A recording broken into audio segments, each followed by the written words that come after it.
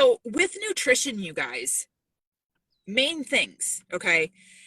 Emily was telling Julie and us like earlier how my Fitness Pal, it won't produce and give you less than 1,200 calories, okay? Which is very smart. It's a safety thing. They can't be like, oh yeah, 700 calories a day will help you hit your goal. Like, they're not going to do that. So I hate the number 1,200. I absolutely despise it. It's a very, I was telling Julie, I'm like, it's like playing with fire because it's possible to live off 1,200 calories a day. Absolutely. But you have to be very, very smart about it. You have to get full off of the right foods. If you are stressing about your nutrition and like it's just this constant thing and like worry and body fat, you're going to produce more cortisol. You're going to make yourself hold on to more fat. Okay. If you are overthinking everything, it's not going to help you. Have a little release. Okay. But the biggest thing that we're looking at, Emily, you want to tell them what you were saying in the group chat? Because I think you put it like a lot better than I was even saying it earlier about like, some of the OGs and where they're stuck. So MyFitnessPal has safety and liability measures created within the algorithm and the program that they use where you can't be given less than 1,200 calories.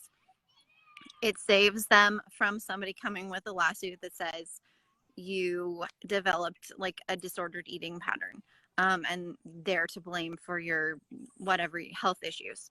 So if you have in MyFitnessPal, if you enter all of your information and say your goal is to lose 2 pounds a week, but in reality you need like 850 calories to reach that 2 pound goal, MyFitnessPal will still tell you you need 1,200.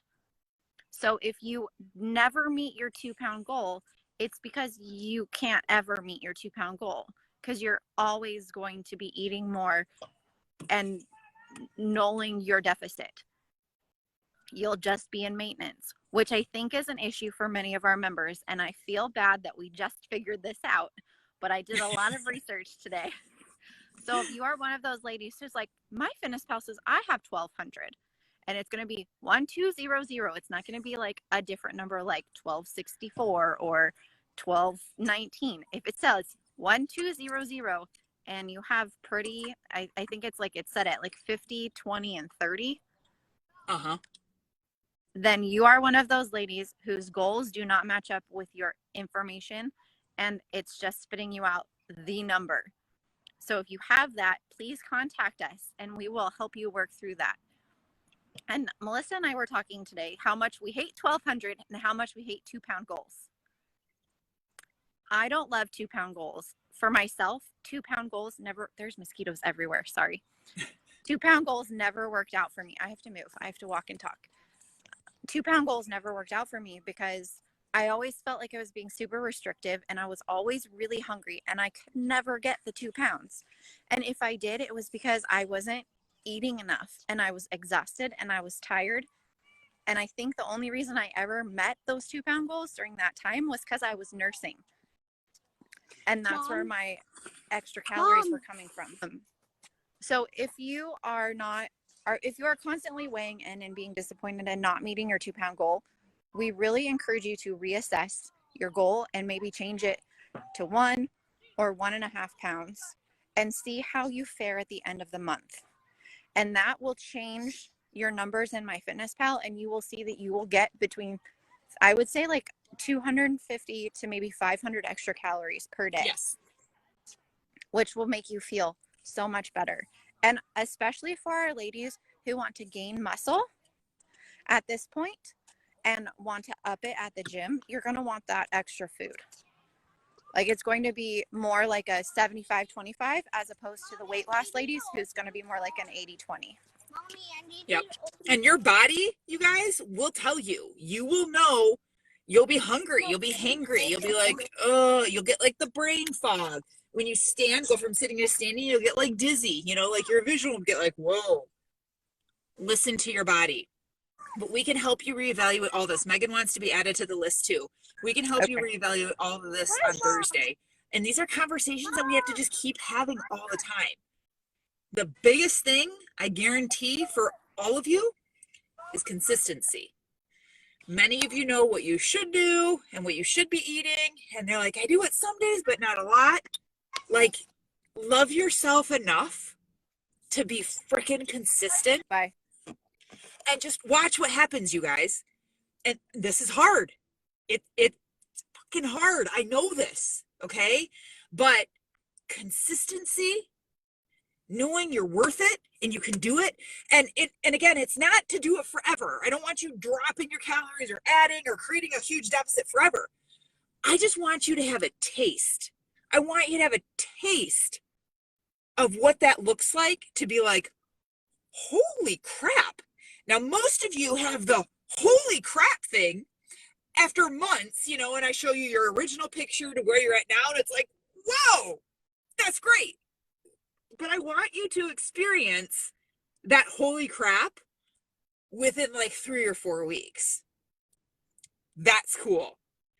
Because like in the podcast this week, if you haven't listened to this week's podcast, skip wherever you're at in the Bomb Mom series and jump to this week's, because it's with Bryce, the CEO of Fit Body Boot Camp.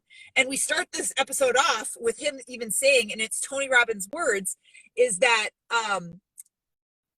motivation, it comes from progress.